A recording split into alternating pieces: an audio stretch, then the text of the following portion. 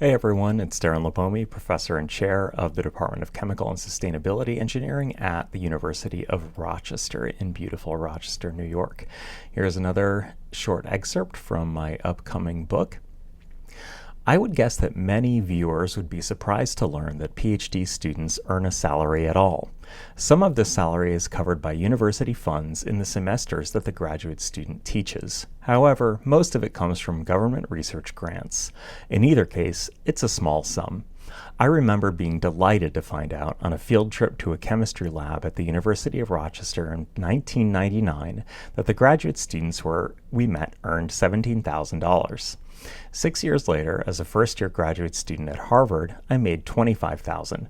The figure at Rochester in my field in 2026 is $34,500. At UC San Diego, where I used to work, it's $40,000.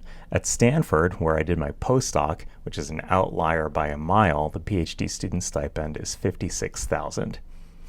The quality of life one can enjoy on such a stipend depends significantly on the cost of living. While some universities offer subsidized housing to graduate students, this is not the norm, or at least not for the duration of the PhD. In any event, these subsidized housing rates also scale with the local housing market. The median annual rent for a one-bedroom apartment in Rochester is $15,600. In La Jolla, the upscale neighborhood where UC San Diego is located, it's $33,600. A PhD student at UC San Diego must thus incur debt to cover everyday expenses, at least if they hope to have a bit of privacy or the kind of life that they would have at a non-coastal city. The dire financial straits graduate students often face in expensive coastal cities have led to unionization and work stoppages, such as the strike that engulfed the University of California, including UC San Diego, in late 2022. While scientific research amounts to just over 1% of the U.S. federal budget, these outlays are highly leveraged. The largest costs of research are borne not by the taxpayer, but by the PhD students who forego both the higher salaries of their college classmates and the accrual of investment interest on any savings, which they're not earning. Universities could always increase the salaries. However, funding agencies, who report to Congress, expect to get research results at a predictable rate.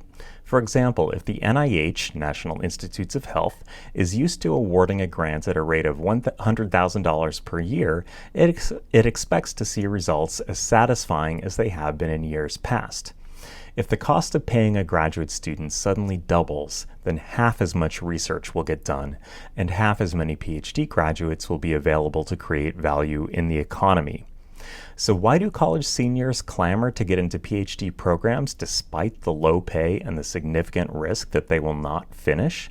Many students, uber nerds like me, really like school and research and want to keep doing it. Also, there is a salary premium for PhD holders over BS and MS holders in the same industries.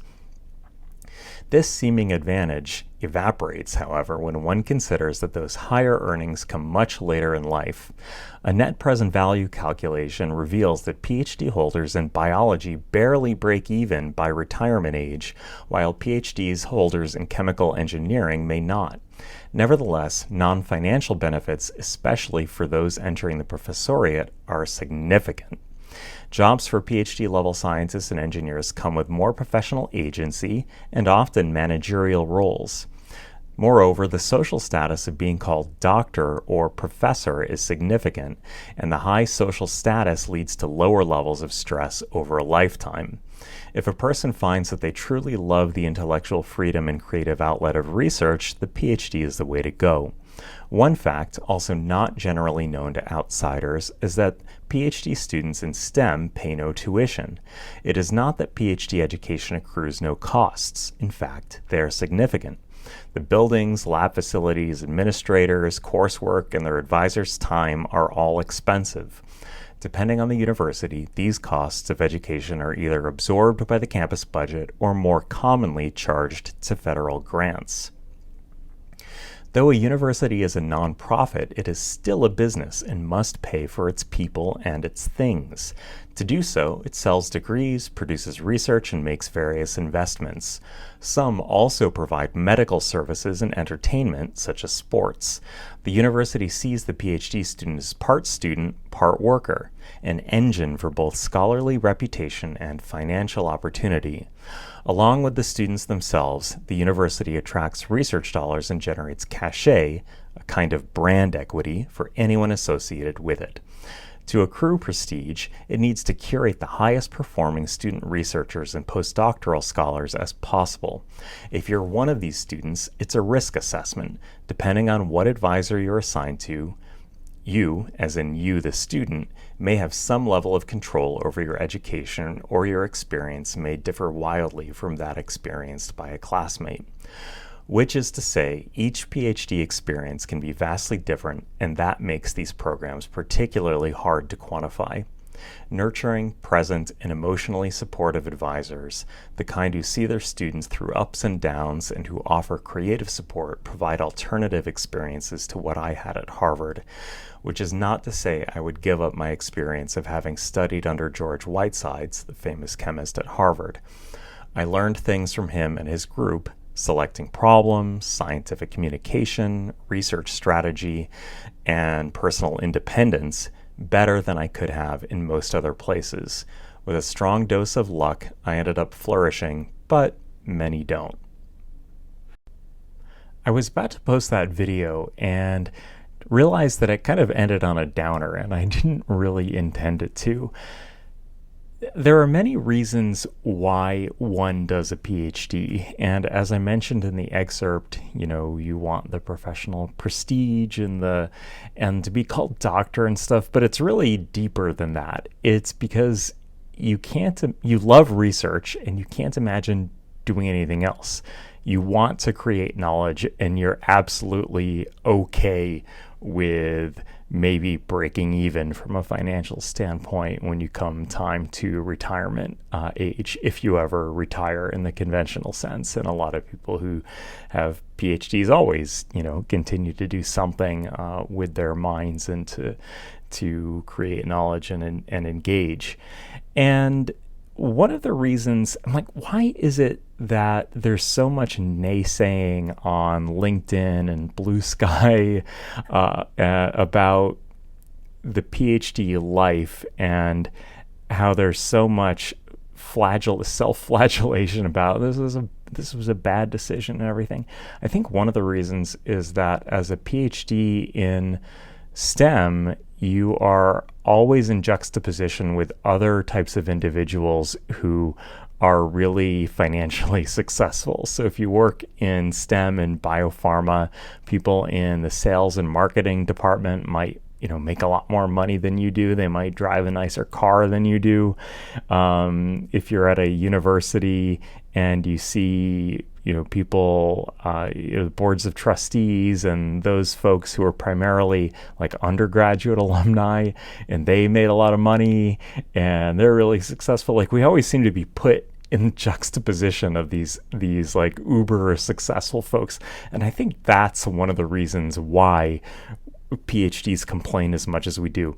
If you look at other fields where people are drawn into them because it's like a labor of love or like an art form, you don't necessarily get the same kind of complaints about money and entitlement that we do in PhDs and those who have been in the higher education system for a long time. Let me give you an example. I was talking to a member of the music the music school, the Eastman School of Music at University of Rochester, and this is a highly well-touted music school. Top 5 or however you want to say it. We compete with Curtis and Juilliard and so on, and the professor of trombone who I was talking to there told me, if you want to hear a musician complain, give them a job. And these are, fields where people go into them not expecting to earn a lot of money. And same thing with authors and artists. And and other people who do it because they can't imagine doing anything else. And I think PhDs sort of belong in that category, but because we're always on the cusp of that invention that's going to earn a bajillion dollars, or we park next to somebody at our workplace who's driving a Lamborghini or something because they made commissions on sales of some important tech product or something, that we always feel a little bit maybe diminished in their company. So anyway, I just wanted to add that coda to the excerpt, which kind of ended the particular excerpt on a down note. But I wanted to kind of give some context to what I was thinking. Okay, if you want more news on the book, please hit that subscribe button. I do this all for free, for what it's worth. Just subscribe. That's how you can pay, so to speak, and also so you get these videos when they come out, and so you can get news on the book when it comes out. All right, thank you.